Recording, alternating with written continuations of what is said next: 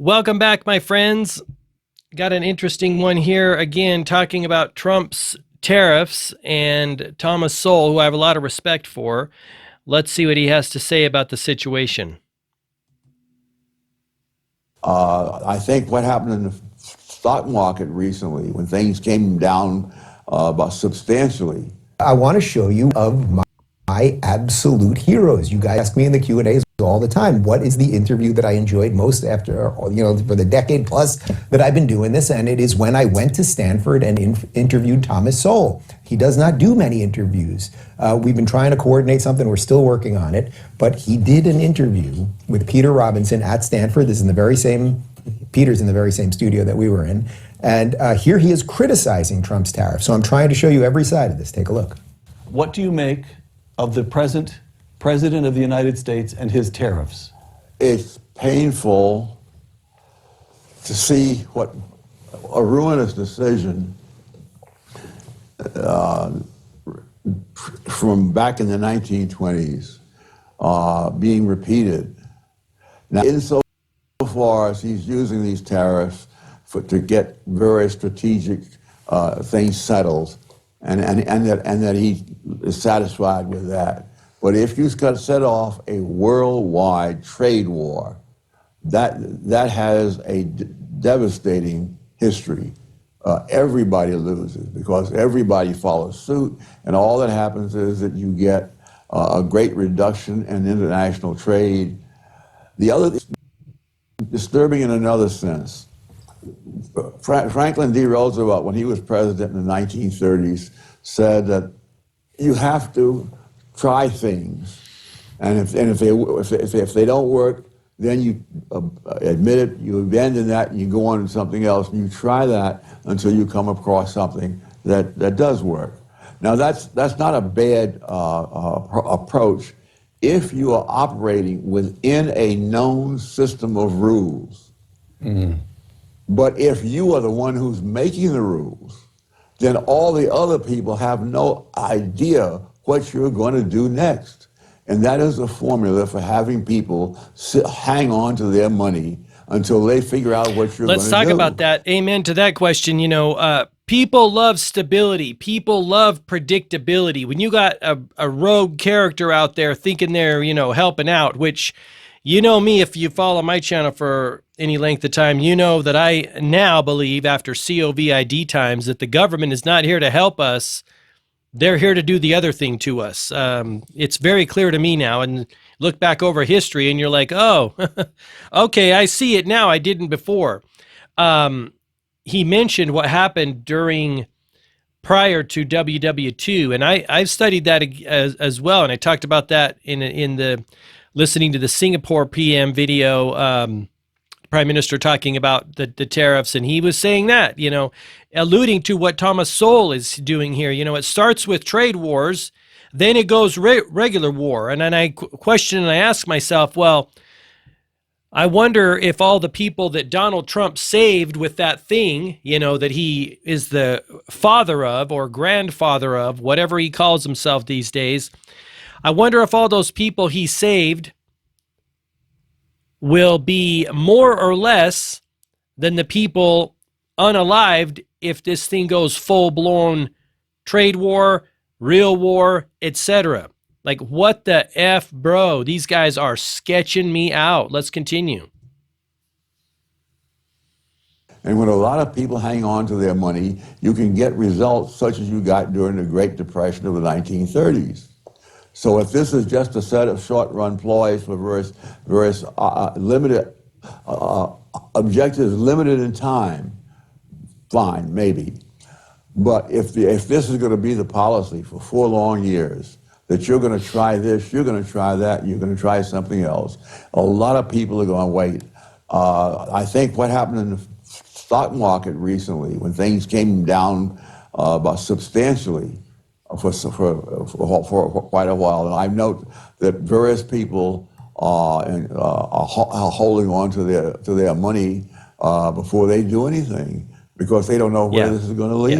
Yeah. Okay, first I want to make note, he is 94 years old and he's still sharp as a tack and he's still got it. I didn't know that. I On didn't, I didn't know he was still kicking too, but he's awesome. He reminds me of G. Edward Griffin. These two OGs, with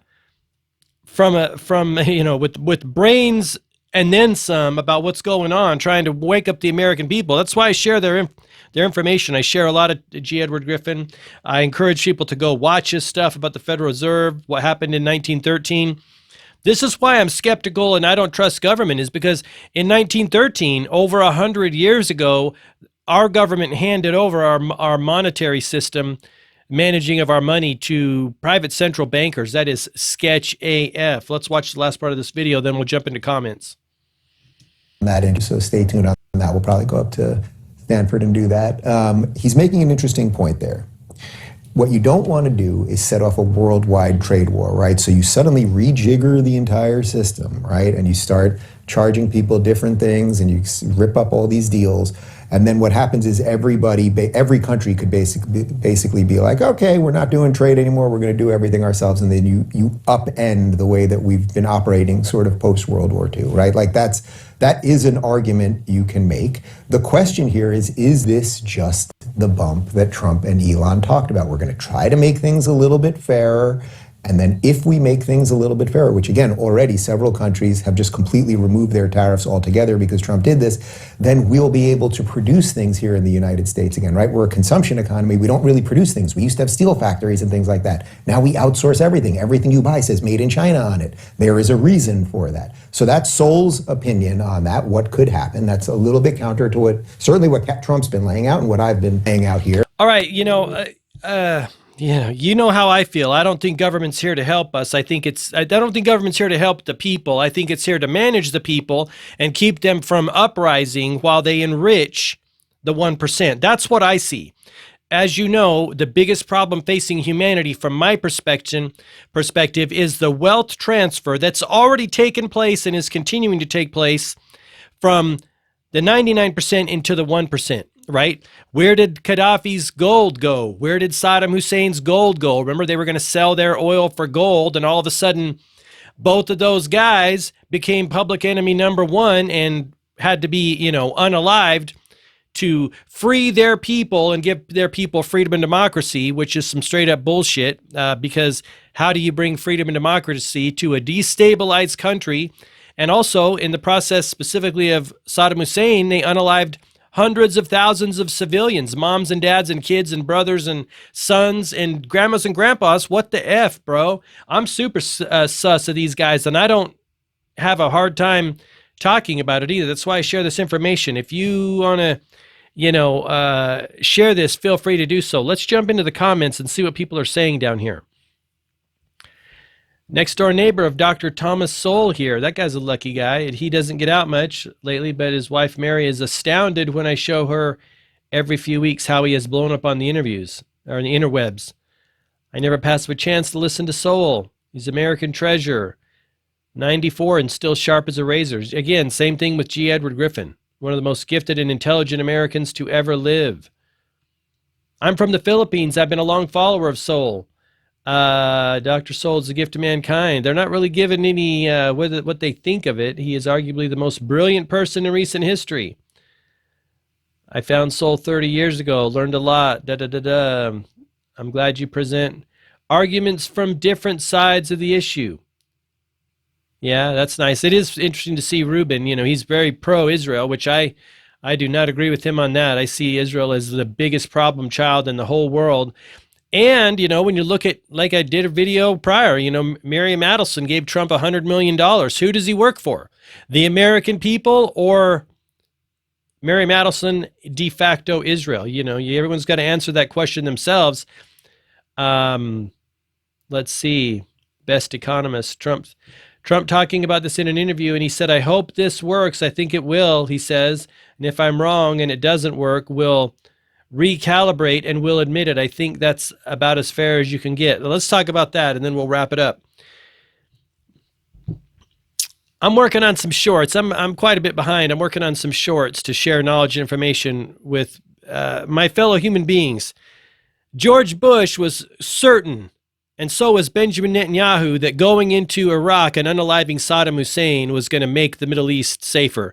It's more effed up than it ever has been. Pardon my French. They lied about weapons of mass destruction. And he apologized for it. He's like, yeah, our intel was wrong. Oh, tell that to the hundreds of thousands of human beings that you unalived in Iraq. Your intel was wrong. Too late, my friend. Bill Clinton apologized for robbing and destroying Haiti. Oh, our assessment and assumption was wrong. If we sell them rice from the United States and maybe from his own area, his own constituents, they won't have to worry about growing their own food. Well, it blew the market out of rice, and all the farmers who grew rice down there are like, what the F, bro? So Bill Clinton's like, oh, we were wrong about that. Again, too late. Barack Obama, that dude, admitted he was wrong about going in and unaliving Gaddafi and destabilizing Libya, and oh, by the way, destroying the eighth wonder of the world.